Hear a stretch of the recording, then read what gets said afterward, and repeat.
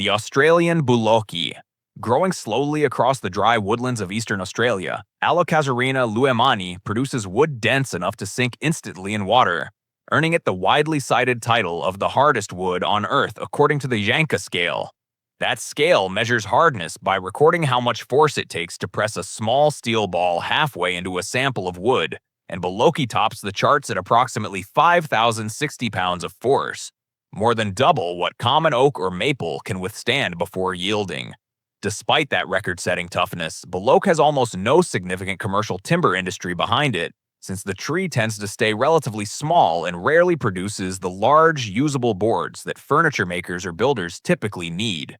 Working the wood with standard saws and drill bits proves genuinely brutal, as the density that makes Buloke so remarkable also dulls cutting edges astonishingly fast compared to almost any other timber. Indigenous Australian communities historically prized the wood specifically for tools and weapons that needed to withstand heavy, repeated impact, exactly the kind of punishment ordinary hardwoods simply could not survive for long.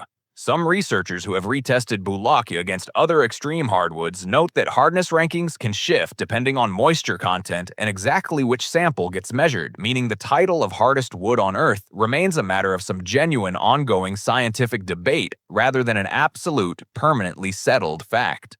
The Quebracho.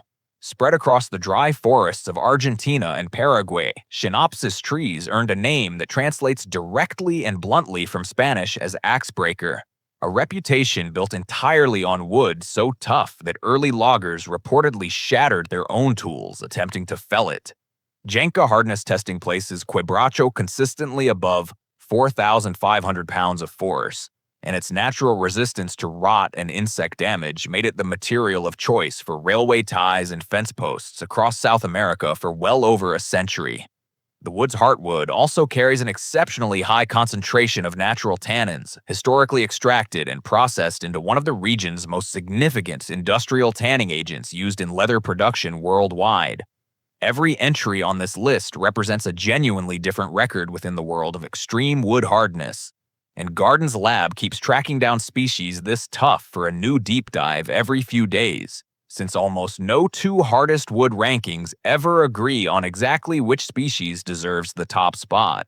Argentina formally recognized one Quebracho species as its national forest tree in 1956, cementing the tree's place as both a scientific curiosity and a genuine symbol of the country's forested interior. The Lignum Vitae. Native to the Caribbean and coastal regions of Central America, guayacum trees produce wood so dense it sinks immediately in water rather than floating, a rare trait shared by only a handful of species on the entire planet.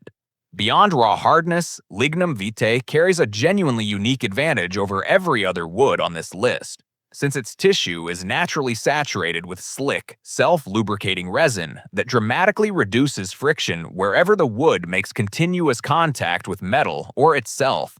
That self-lubricating property made Lignum Vitae the historical material of choice for ship propeller shaft bearings for well over a century, since submerged wood bushings machined from the timber could run continuously without seizing or requiring added grease, even in saltwater conditions that would corrode most metal alternatives. Its Latin name translates to wood of life, a reference to centuries of traditional medicinal use extracting resin from the tree to treat everything from arthritis to respiratory ailments. Decades of overharvesting for both its resin and its uniquely durable timber have pushed the species toward endangered status across much of its native range, and international trade restrictions now limit how much Lignum Vitae timber can legally cross borders each year. Even as modern synthetic bearings have largely replaced it in commercial shipping, some specialized marine and industrial applications still specifically request genuine Lignum Vitae bushings for their unmatched combination of hardness and built-in lubrication. The Snakewood, growing as a comparatively small, slender tree along the coastal forests of northeastern South America, Brosimum guianense, produces heartwood so visually striking that finished pieces regularly rank among the most expensive lumber sold anywhere in the world by board foot. That reputation comes from an unmistakable mottled pattern of dark brown and black splotches scattered across a reddish-brown background, closely resembling the scaled skin of a snake and giving the wood its common name. because the tree rarely grows more than 30 centimeters in trunk diameter, and because only a limited portion of each log actually displays the dramatic figured pattern buyers pay premium prices for. Waste during milling runs extremely high, driving costs even further upward. The wood's extreme density and hardness make it a favorite for violin bows, fine knife handles, and small decorative inlay work, though that same density gives it a pronounced blunting effect on cutting tools that quickly frustrates anyone attempting to work it with standard equipment. Craftsmen typically encounter snakewood only in small blocks, turning blanks or thin veneer sheets, since boards wide or long enough for furniture-scale projects remain almost entirely unheard of given the tree's modest natural size. Prices for the most dramatically figured sections have reportedly reached tens of dollars per gram in specialty markets, placing well-patterned snakewood among the very few timbers that genuinely compete with precious metals on a pure cost-per-weight basis. The African Blackwood, found scattered across the dry savanna regions of Tanzania, Mozambique, and neighboring East African nations, Dalbergia melanoxylon produces a heartwood so deeply black it is frequently mistaken for true ebony, despite technically belonging to the rosewood family instead. When wood scientist Gabriel Janka originally developed his now standard hardness test and ran it across more than 280 different species, African Blackwood actually claimed the very top spot, before later retesting and different sample batches shifted the commonly cited record over to other contenders like Australian Buloke. Nearly every professional clarinet, oboe, and bagpipe manufactured today still relies on this single wood species. Valued specifically for an acoustic clarity and dimensional stability that instrument makers have never found an adequate substitute for across more than a century and a half of continuous use. Because the wood behaves more like a metal than ordinary timber once it reaches finished thickness, clarinet and oboe bodies are typically machined on metalworking lathes rather than standard woodworking equipment. Known locally as mpingo in Swahili, the tree has become Tanzania's official national tree, and conservation programs now work directly with local communities to ensure the slow-growing species survives the sustained global demand its own acoustic properties created.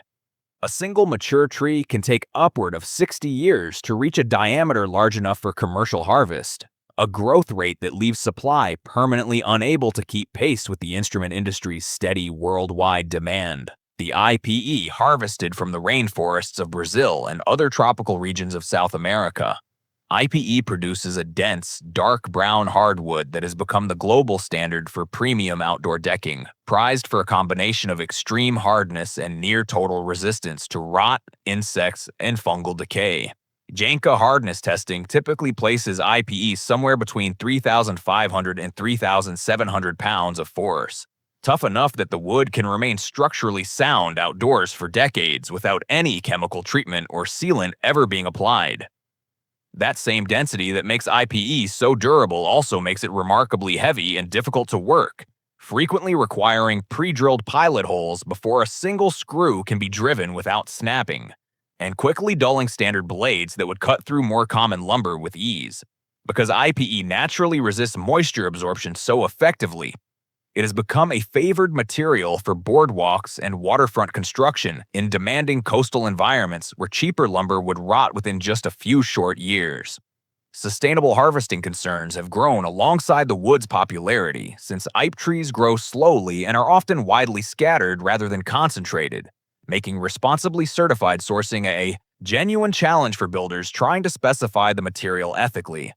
Properly installed IPE decking has been documented lasting well beyond 75 years in demanding outdoor conditions, a lifespan several times longer than pressure-treated pine and other conventional decking materials commonly sold at a fraction of the price. The Osage Orange, native to a surprisingly small stretch of the south-central United States centered on Oklahoma, Texas, and Arkansas, Maclura pomifera, produces the hardest wood grown naturally anywhere in North America, with Janka hardness ratings commonly cited between 2,000 and 2,600 pounds of force depending on the specific sample tested. Long before European contact, Plains tribes prized the wood above nearly any other material for crafting bows, and a well-made Osage Orange bow reportedly held enough trade value to be worth a horse or more among native communities across the region. French settlers later dubbed the tree bois d'arc, meaning wood of the bow, a name that gradually anglicized into the informal nickname bodark still used across parts of the rural South and Midwest today. Before the invention of barbed wire, farmers across the American prairie planted dense, thorny rows of Osage orange, specifically to create impenetrable living fences capable of containing livestock without a single strand of manufactured wire. And traces of those century-old hedgerows still survive on abandoned farmland today. Beyond its historical uses, the wood's exceptional density also makes it one of the hottest-burning native firewoods in North America, producing significantly more heat per cord than oak or hickory when properly seasoned and burned. Fresh-cut Osage orange displays a vivid, almost glowing yellow-orange color that gradually mellows into a deep amber brown after prolonged exposure to sunlight and open air. The Desert Ironwood. Rooted in the harsh, sun-scorched terrain of the Sonoran Desert spanning Arizona and northern Mexico, Olnea tosota grows so slowly that a single mature tree may represent centuries of accumulated growth packed into a relatively modest trunk diameter.